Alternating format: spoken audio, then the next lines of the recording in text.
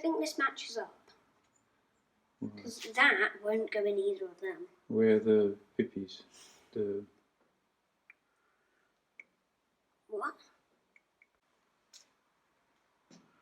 Hi Oscar, how are you doing today? Yeah, I'm good. Cool. So, obviously welcome to our viewers as well. Welcome to Waterhouse Forde, and we hope that you've all had a good week. We took a bit of a break last weekend. We had some other stuff going on, and as a result we'd never got on to the next video. But we're here today, and today we're talking pistons. So we've in our last video you saw us reaming out the bushes for the small end. Bring it over here. Okay. So those are now reamed out. The gudgeon pin now fits nice and smoothly through there. It can slide, but there's no sort of lateral movement or relative movement between those two parts. So that's what we're looking for. The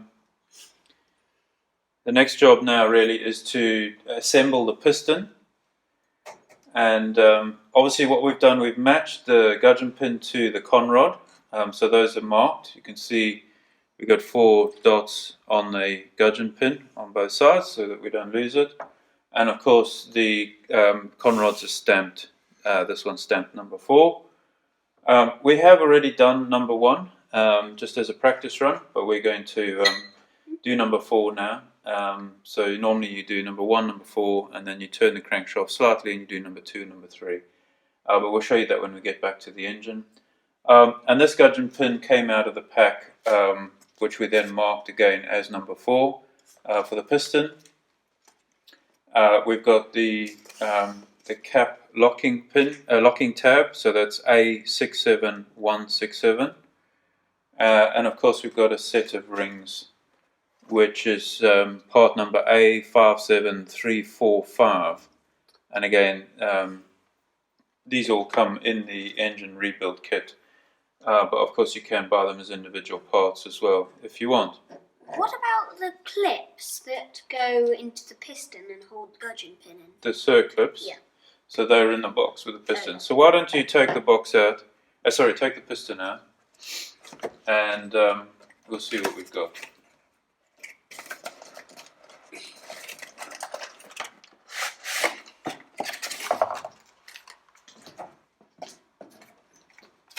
Okay, so cardboard. There's the circlips. So we'll keep those to one side. And then, maybe most importantly, piston. Correct. And again, we did mark the piston individually as well, just to be sure. Okay, so the first job we want to do is to assemble the piston onto the conrod, right? Now what we're going to do, we're going to use the vise. It's better to have everything nice and stable while you're working with it. The next thing we'll do is we'll install the rings, and I'll show you how to do that, Oscar. Yeah. And they have to go in a certain order as well. We'll then fit the bearings into the conrod and into the cap, and of course then we'll move over to the engine and we'll install the piston into the engine, connect it to the crankshaft, and show you how to do that. Okay, shall we make a start then? Yeah. Great.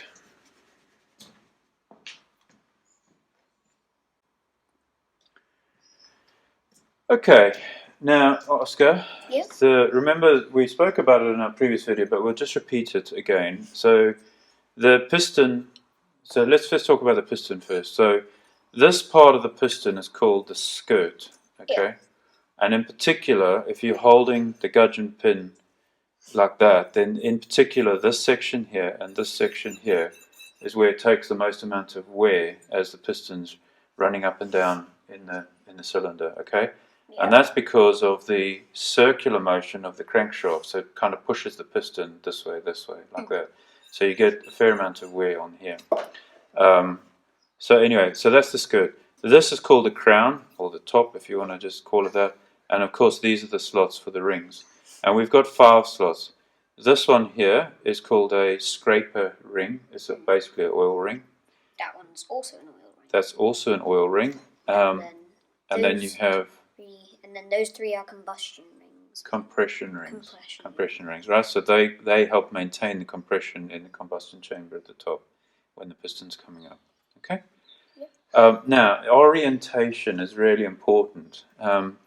Because of the way the piston is forced during the power stroke in particular, so when the ignition happens, we need to make sure that that power is being transferred to the strongest part of the conrod, right? So if you look at this conrod, the force is coming down, heading down this way, and this is the strongest part of the conrod. When the cap is on, so if we just position the cap, right? If we turned it around the other way and we had the power coming down into this what's essentially the smallest part and into the cap, you're obviously putting pressure on the cap and also on this very small amount of metal here. So what you want is you want to make sure that your power stroke is coming down into this larger part of the conrod. And the way that you do that, and what they've done is they've also put a slot into the skirt of the piston on this side, and that just allows for expansion, contraction, that sort of thing. But it also gives you an indication. So that slit needs to line up with the open part of the bearing or the cap, if you want to think of it, right? So the cap goes there. So the the slit aligns with the cap. And when we put it into the engine, and we'll show you when we get to that part, is also that slit and also the open part of the bearing goes towards the crankshaft side of the engine. So okay? And that's how you line it up. I couldn't actually see that. Okay? Right. Now, to assemble this, what we're going to do, we're going to pop this into the vase just gently. We don't want to damage anything. So we'll just hold that in the vase. Okay. Now, what we can do is on the piston, we can put one of the circlips in on one side. Yeah. So if let's just take this out. We'll do this way rather. We'll put this cardboard down just to protect the piston. And I'll hold that. You can pop the circlip in. You know how to do it, right? Yep. If I can open this bag. Opening the bag is probably the most difficult bit. There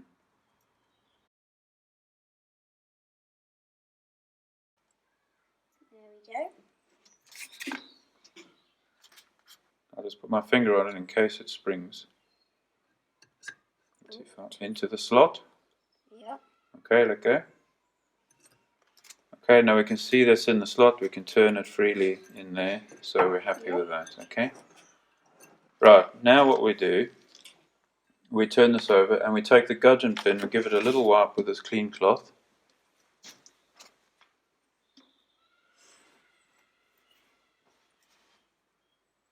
Okay, just hold that. And then what I'm going to do is just put a little bit of grease on the piston in that slot just to lubricate the gudgeon pin whilst it's in there and while it's going in, of course. In the hole, you said in the slot. I think you mean in the hole. In the hole, yeah. And that will take it all the way through. And then on the conrod, just put a small amount in the conrod as well, in the bush, right? But we don't want to cover up that hole, the oil hole that's coming up through here. So we try and keep the grease towards the top of the bearing. Okay, just like that. All right. Now, taking or having a look at where our slit is. Okay, we know that the conrod has to go that way, so we're going to put that in there that way. Right, now if you slide the gudgeon pin through the piston, you will have to line it up. There we go, just nice and gentle. Hang on, hang on. Mind your hand, I need to be able to see. Okay, now that's on the conrod. and we push that all the way through. Okay, it's stuck on something. Okay. So conrod. Just needs to be lined up with the other side of the piston. Just give it a little jiggle.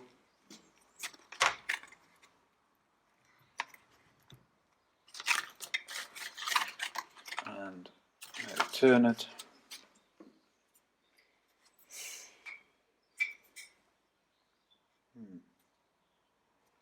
Did you put grease in that hole? I did. Okay. There we go. Just has to. There we go. Right, so that's all the way in. Our gudgeon pin is in the piston. And if we just angle that. One thing to note, the conrod can move side to side on the gudgeon pin, and there's a lot of movement there. That may seem strange, but the reason for that is that we know that there's a certain amount of lateral movement in the crankshaft when the engine is working and when you're driving. And what you don't want to do is be putting side pressure onto your pistons. So they allow a certain amount of sideways movement on the gudgeon pin as well to take up any movement in the crankshaft. Right, now we've got the gudgeon pin in. We'll just lock it in place by putting the circlip in the other side. And we've got to make sure that it goes into its slot, which it should do quite easily. And once it's in, it should turn freely, which this one isn't because it's not in its slot. Should I? No, it's fine, there we go. Now it's turning freely because it's in its slot, and therefore we know that that's right. And that is how you assemble the conrod and onto the piston. Get rid of the excess grease. And then frantically search for some paper towel. Okay. Now what we want to do, we want to put that into the vise, and we want to rest the piston on the top of the vise so it's nice and square. And we'll just clamp the conrod. Stop. Just so it doesn't move. That's all you need. We don't want to over tighten it or anything silly like that. Just give us a bit of a while. Okay. Now the first piston we're going to do is the first ring we're going to do is number 5, which is the one that goes right at the bottom. That's our scraper ring. What that does is it keeps the sleeve clean of oil. So it basically scrapes the oil back down into the sump as the piston is going up and down. And it's kind of like your first barrier to oil. Your second one then obviously just cleans up anything that this one might miss. And then of course you've got your compression rings. Right, now the rings come in a nice envelope or series of envelopes, as you can see. And they're very clearly marked. You've got number 5 and it shows you a diagram where it goes. Number 4, number 3, so on and so on. The other thing is it has a little diagram on the top here. It shows you the orientation of your rings. Now, in our case, the number 4 and number 5 are square rings, so it doesn't matter, there's no top or bottom. And then the combustion rings, they actually have them marked on the ring. It actually has the marking top, so you can't get it wrong. But if you find you need to check the profile of the ring, then there you can see the different profiles and know which one goes at the top. So, putting a ring on, there are special pliers that you can buy which allow you to basically open the ring like that and then slide it down and pop it into its groove, but we don't have a set of those pliers. So what we're going to do it the manual way. And what you do is you put one side of the ring on, so down the side of the crown of the piston, and you gently work it on. You don't want to stretch the ring too far because they're quite brittle and they can break. Now we use a thick feeler from the feeler gauge, and we basically slide that under the opening of the ring. Let me turn this around so the camera can see what we're doing. So we slide that under the opening. You can see there we've got the feeler gauge under the edge of the ring, so it's not going to catch on anything. And we gently slide that down, not a lot, just a few millimeters. And we encourage the rest of the ring to do the same. Now we take this feeler gauge and we basically slide it all the way around the ring until you get to the other edge. And you see it naturally goes down. It wants to straighten out again, essentially. We push that one down a bit and we come back again to this side and it straightens out again. And you just keep doing that, sliding the ring down a little bit at a time. When you get to this number 4 slot, it might pop in there and you'll have to just pop it back out again.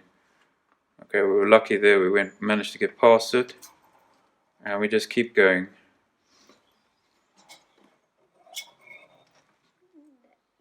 There we go. Now we're over all of these slots, we can gently push this down and pop it into its slot, and there you go, you see it's now in its slot. The next one is identical. Again, there's no top or bottom, doesn't matter which way around it goes. So we do the same thing, we just gently ease it onto the piston, like that. And now we slide one side down, hold that, and just slide the feeler gauge all the way around so you get to the other slide. Slide that one down, and on we go. And now that one will go into its slot. And there we go. And there we go, that's in its slot. Right, now number 3, which is the first compression ring, as we said, is actually marked. Top. Okay, I'm going to try to get the camera to focus on this.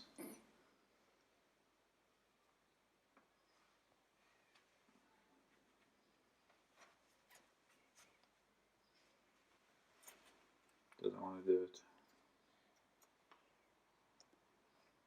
Let me put my hand there.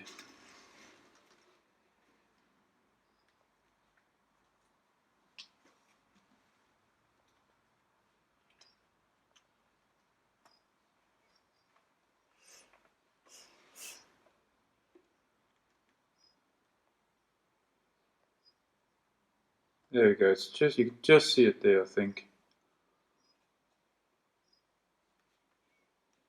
Anyway, you can see, hopefully you can see there is some writing on the top of that ring, so you know that's the top, right? So that goes to, obviously, to the top of the piston.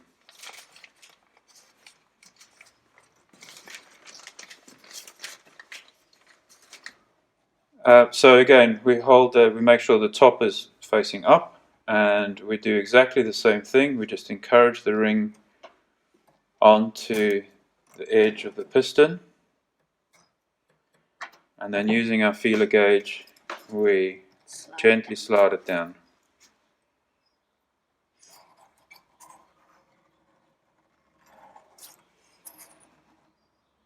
And of course we want to get it into the bottom slot, so we have to make sure it doesn't pop into any of the other slots as we go down.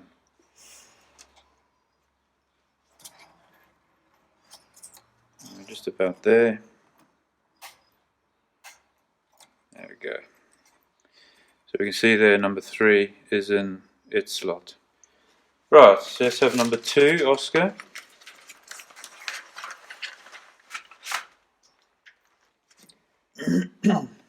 And again we have the top written on the top, and we gently encourage that over the edge,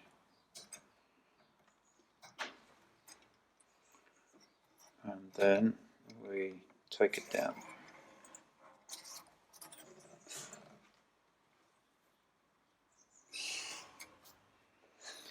And of course it gets easier, each one you do is closer to its slot, and it's real easy to get them in. Last one is exactly the same process,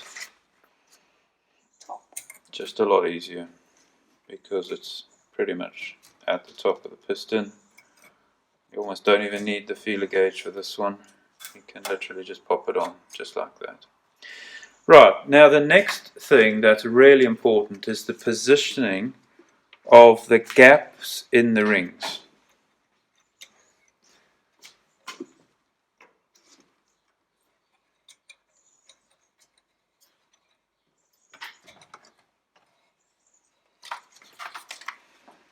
Now the way I like to do it, we've got our gudgeon pin running through the piston this way.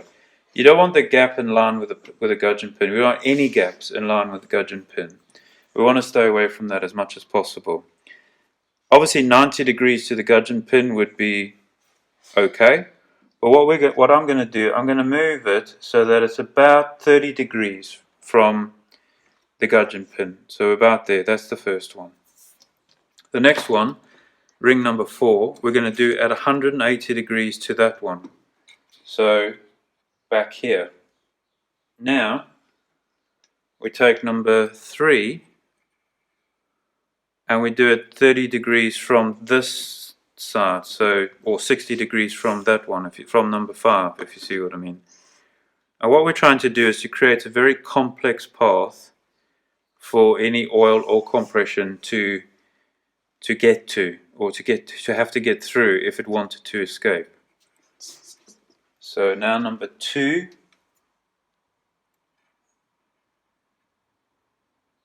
we place over here, and finally number 1 we'll place back there. So the path now, for example, if the gases wanted to get out from the top, they'd have to go down there, all the way around to number 2, which is over here, so that's 60 degrees. Then they'd have to go, where's number 3? Then they'd have to go almost, well actually it's about 180 degrees to number 3. And then you're into your oil rings, which is back here, and then all the way back there again. So the point is you want to make it as complex as possible for any oil to, or compression to escape. I have a question. Mm-hmm. Why didn't you just do them all opposite from each other? Because then it would have to travel the furthest. Yeah, good question. So in other words, just do everything 180 degrees each time. You could do it that way if you wanted to. I like to make it a little bit more complicated than that. But you're right, actually, because the shortest distance is then only 60 degrees. Let's do that. Let's do it 180 each way. So the number, let's start at the top, right? So number 4, we don't want it necessarily right on the skirt either, so we're going to go there. Number 2, therefore, would be over here.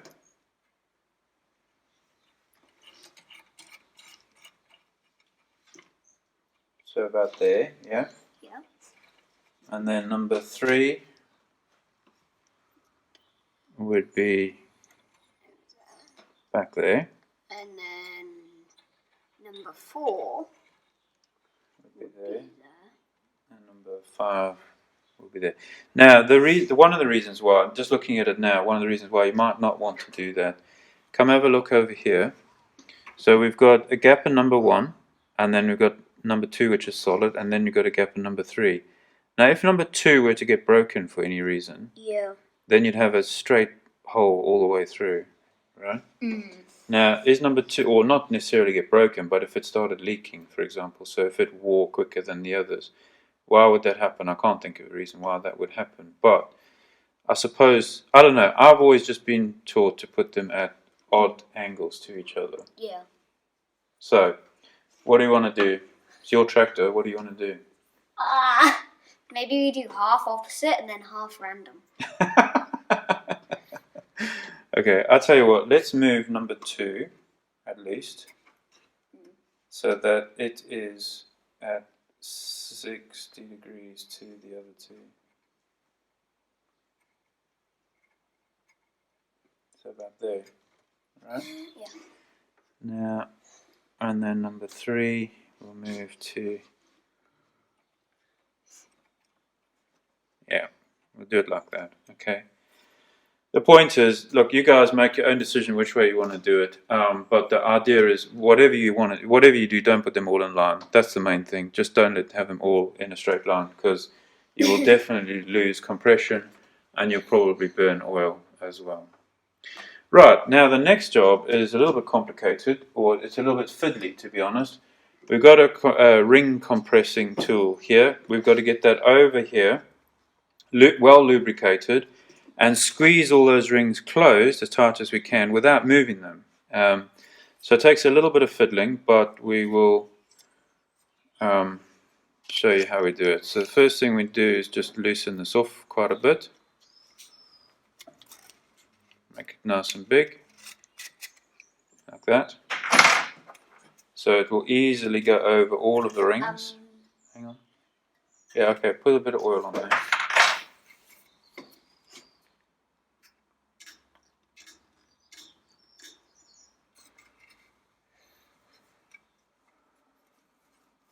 Okay, you're going to get oily doing this. There's no two ways about it. You cannot avoid the oil. It's best to just get on with it. Now what we do, we basically gently pop that over. We know that it's over all of the rings. All of the rings are in their right slots. Number one isn't covered. Yeah, I know. And now what we're going to do, we're going to drop some oil all the way around the top of the rings, all the way around the edge of the piston, so that it oils all of the rings.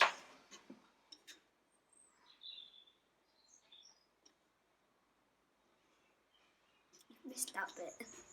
Well, we both missed it. There we go. Okay. Now we hold that, and Oscar's going to use the tool, and we just gently tighten up the squeezer.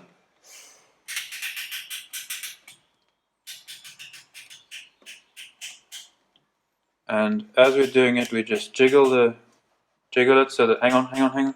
Okay. We just make sure that all of the rings are loose, that nothing's getting trapped. Keep going. And you'll get to a point where you'll see it's nice and tight. When you get it into the engine, you actually tighten it a little bit more. But for now, that's tight enough. It's holding the rings in place. The oil's starting to squeeze out, and I'm comfortable with that. So, only job now quickly is to quickly grease the bearings and get them into the conrod and into the cap. So we'll just pop that over, and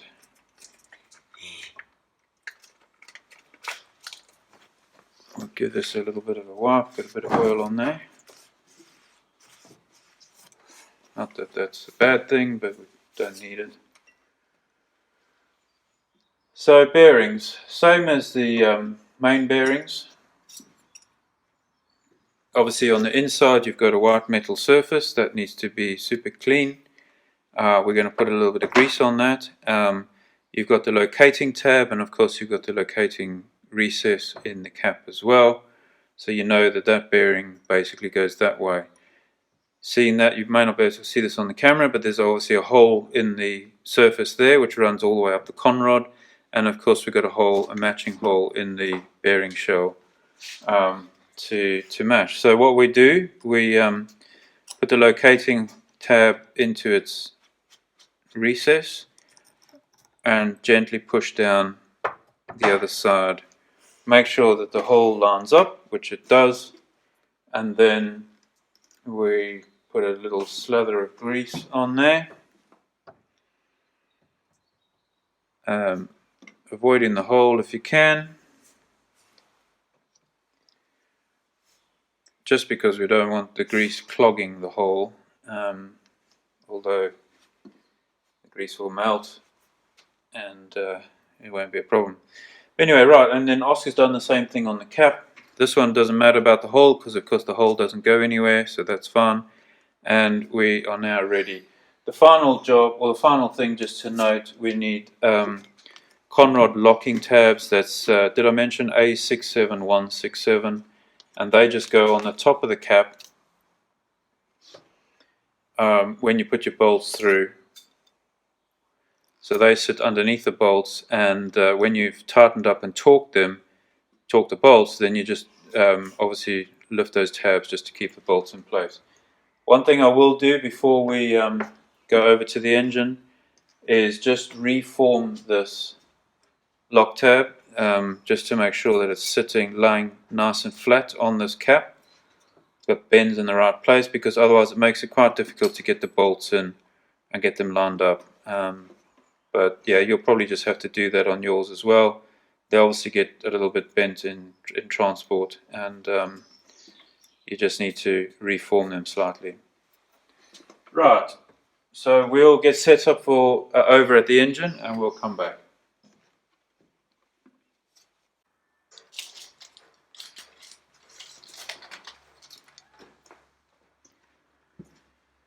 Okay, we're over at the engine block now, of course, and you can see we've got the piston. We've also clearly marked number 1, 2, 3, and 4. Now what we want to do, Oscar, grab the oil can, please. Yeah. What we want to do is put a fair amount of oil inside this sleeve, and then we'll push the piston down into its home. So oil all the way around here, Oscar. Okay. Don't bump the camera. Try not to. Did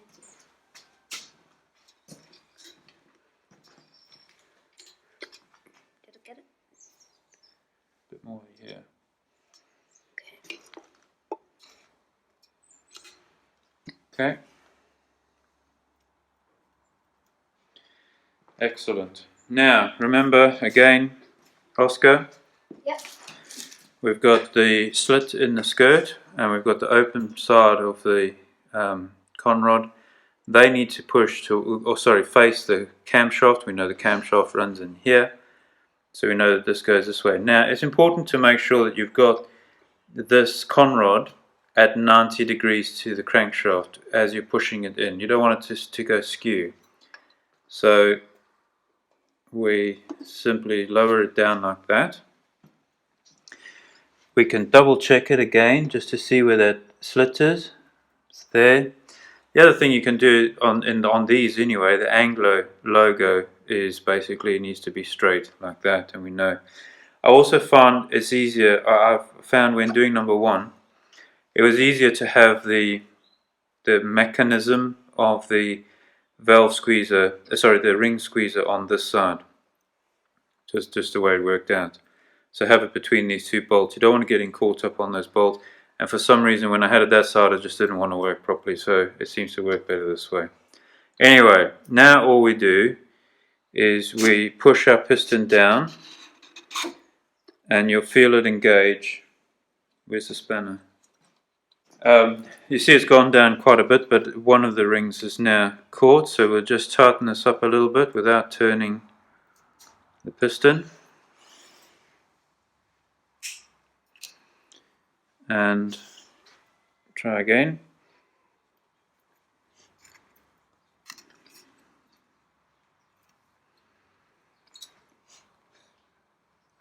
It might have caught on the crankshaft actually. No.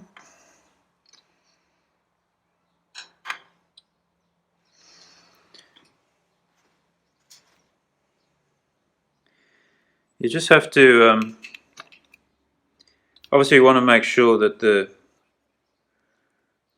valves don't break as they go in.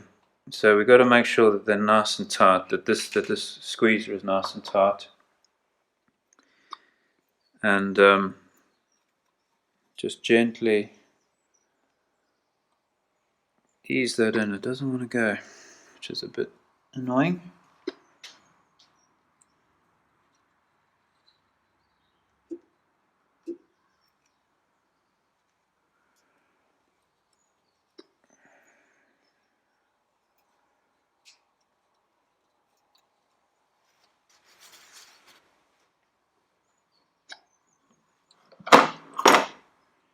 I'm going to give it a little knock with a piece of wood just to encourage it.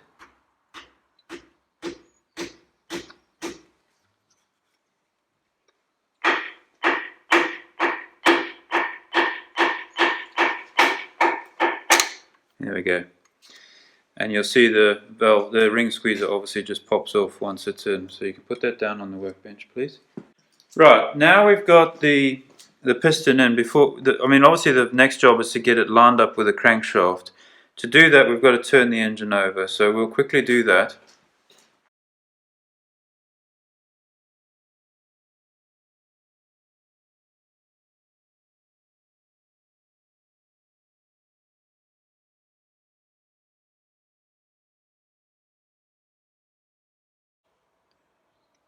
Okay, I've just moved you over to the other side so you can see better what we're doing.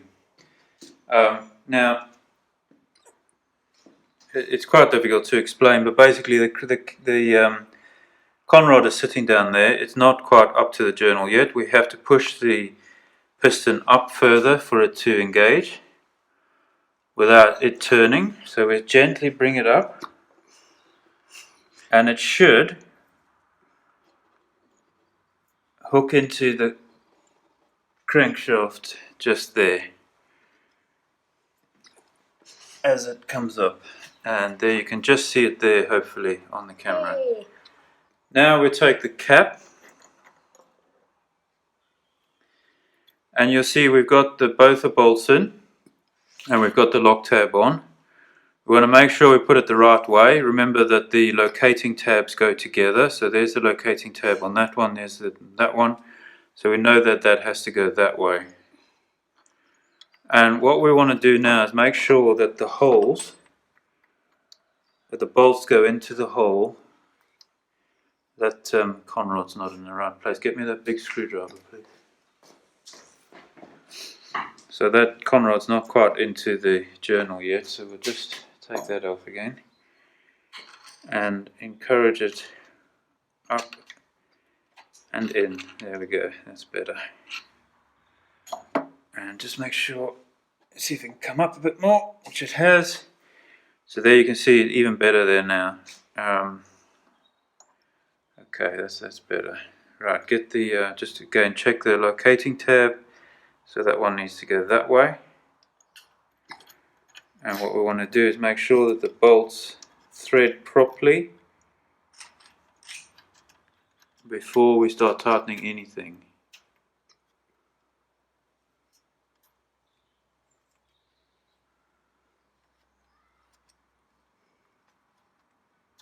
Perfect. And then we basically just, I'll just show you, Oscar. Yep. We just do a half turn on each one. Okay? Yep. Just like that until you feel it tighten.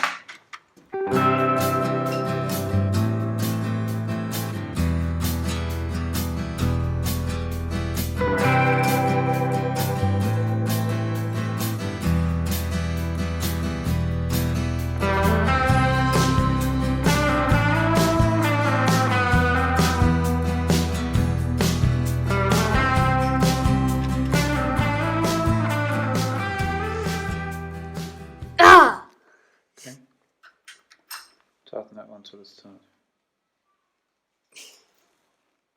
Okay, excellent. Let me do it. Let me just check. So the main thing now, obviously, is we just want these to be tight. We're not going to torque them at this stage. We'll torque them when we've got all of the pistons in. But we just make it nice and tight so we know that that's properly located. Same as number one. So that's it basically. Now we'll move on. We'll do number 2 and number 3. Obviously we won't video that. But that's how to assemble and install pistons. So once again, I hope that was helpful and informative to some of you. That's obviously quite an exciting stage to have completed now. Getting the pistons in is obviously quite a major step forward. We'll obviously finish off number 2 and number 3 shortly. And of course we continue to thank Anglo Agriparts for their sponsorship of the channel and the provision of the parts that we needed for this job. Obviously, we'd love it if you would support them. Go have a look on their website, angloagriparts.co.uk. Angloagriparts.com. And of course, you can also call them on 01420 512 100 and have a chat with them if you need to speak about anything. If you do order stuff from them online, don't forget to use our discount code. We'll paste an image of that in the video at this point.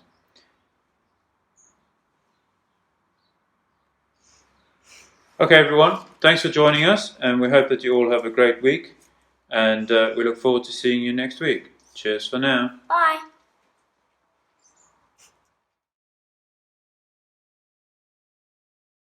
One of the other jobs that you need to do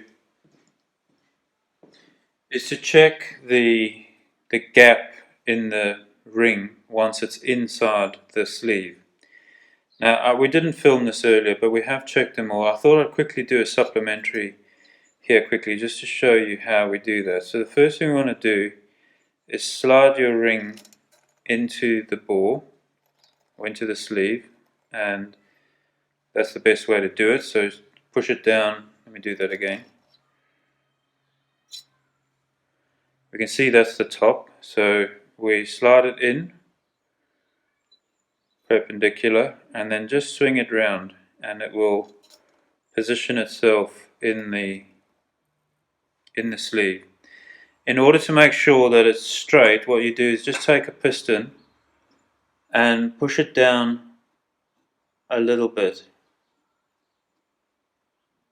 like that maybe, and that just makes sure that the ring is lying straight inside the sleeve.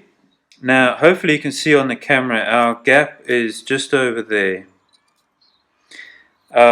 The spec is between 10 and 15 thousandths, so we take a size 10 feeler and see if we can get that in the slot, which we can, but only just. It's you can just feel it touching. So then we'll try number 12. Well, we know it needs to be less than 15, so let's go straight to 15 and make sure that we can't get 15 in there, because otherwise we've got problems, and there's no way I can get 15 in there, so that's good. So then we'll move to 12.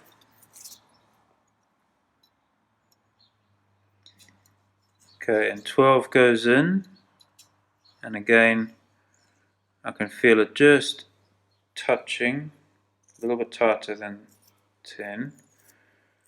So if we now go add 2 to 12, that gives us 14. So that would be right up at the top of the spec. And I can force it in, but it's not right. So basically we're sitting at about 13 thou, which is pretty good. I'm just checking. Yes, I've got a 3 and a 10. So we'll try those. There we go. So that's our measurement, is basically 13. I'd say it's somewhere between 12 and 13 actually, because that is still a little bit tight. So it's probably about 12 and a half, but right in the middle of the spec range. So I'm happy with that. And you basically should be doing that with, you should do that with all of the rings, right? So 5 of them on each sleeve. But normally you do that right at the start of the job. I just wanted to show you how to do it, so that because we didn't put it on the video earlier. Anyway, I hope that was helpful and useful, and again, thanks for watching.